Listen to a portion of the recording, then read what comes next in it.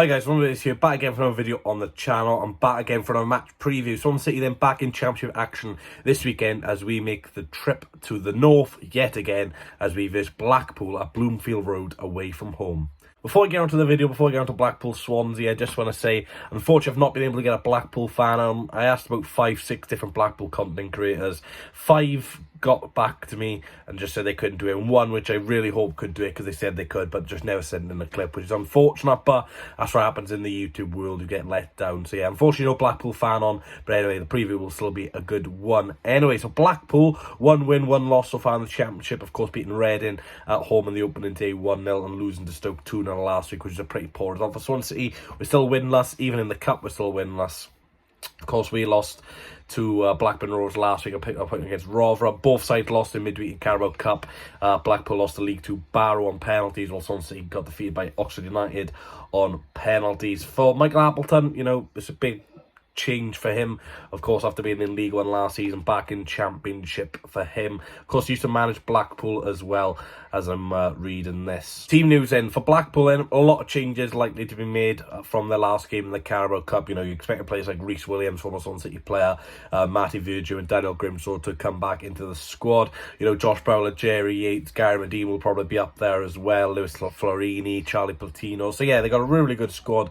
Blackpool, some very, very good players indeed, especially Charlie Platino on loan from Arsenal. The chant for Platino they made last week was fantastic. For Swansea City then, you're expecting likes of Ben Cabango, Joe Allen to get their first starts in the league this season. Carl Nolan, Harry Darling, Andy Fisher, Obafemi Pro, etc.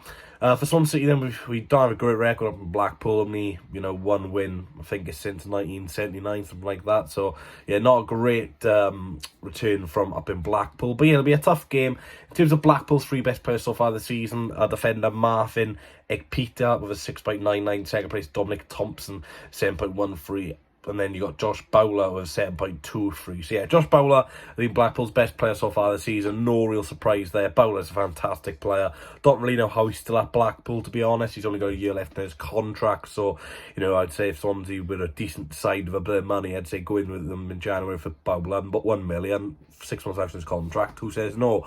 But yeah, it'll be interesting to see what happens with Bowler in January, especially, like I said, with his contract running down. But for Blackpool, you know, it's a big season for them. Potentially second season syndrome.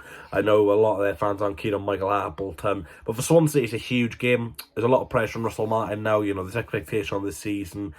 I've seen Martin trying to deflect the blame, or just say a lot of teams have not won 2 games from 2. We've not even won 1 game yet, Russell. Mate, forget 2 out of 2. We need to get the first win. But yeah, hopefully we can get it this weekend. Like I said, I don't want Russell Martin to be in charge of Swansea City anymore.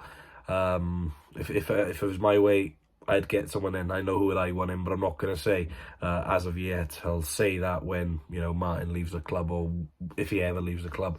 But yeah, big game for Martin. If we win, you know, just relaxes a bit of pressure, relaxes some fans, including myself. But if we lose with a bad performance on top, it's just going to get more and more worse. We've got some very hard games coming after this as well. We've got Millwall midweek and Luton at home. Those 2 games can be especially toxic, especially home games when you're, you know, playing silly passes. But yeah, it's a big game, a big opportunity for some players to actually prove themselves. You know, Olivier Encham, you know, he has not shown anything since that West Brom game last season, which was, what, in the middle of March? So he's not done much anything since then. Patterson, he's hot and cold. Obafemi can't hit a barn door. Perot, does he really want to be here? There's plenty of question marks around some of the players. So fingers crossed, mine puts a kick up the arse and just gets him home tomorrow. Just get 3 points, bit of confidence, and go into 2 home games then with a winner on the back. So yeah, it's a big game for us. Let me know down below your score predictions as well, guys.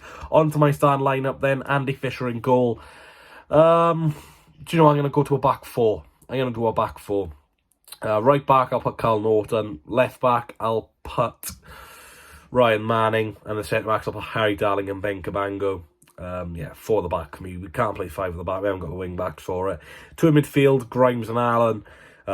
3 up front then, or the 3 forward players. Left wing, I'll put Jamie Patterson. Centre attack midfielder, I'll put Joel Perot.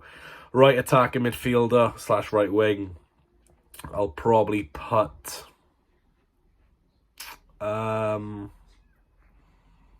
Well, we haven't got many wingers. We just sold Garrick, so that's not great. But yeah, right attack midfield, I'll probably put Cameron Congreve, so maybe Patterson Congreve can tuck into there as a more forward free than wingers up front. Then Michael Obafemi. So I think that's a really good team. You've got Obafemi up front.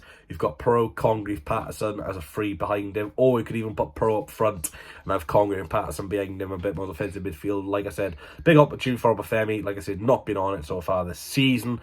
But yeah. So the score prediction from last week, yet again, no one got a score prediction right. What is going on with you guys this season? Just like the Swans not performing. But if you want to shout out ahead of the next match preview, which will be Millwall sometime next week, probably on game day actually with all the content coming out. But anyway, onto the Millwall preview. If you want a score prediction in that one, get the score prediction right in this one. My prediction... Oh, Jesus, where do we start? I predict us to lose, we lose. I predict us to win, we lose. I predict us to draw, we still lose. So whatever happens, we're going to lose probably. I know for a 1-0 Swans. Let's be positive. It's a beautiful Friday day. Let's be positive. 1-0. And at the end of the day, if we lose tomorrow, we can go to the air show down Blackpool Beach. It's going to be a good day tomorrow, no matter what. 1-0 Swans, Obafemi. I think it's going to be a scruffy game. Reece Williams will probably score against us. Gary Medine, 2-0 Blackpool. Those are the scorers. I wouldn't be past it, but yeah. Good luck to Blackpool for the rest of the season, apart from when he plays. Should be an entertaining game between two poor teams at the moment.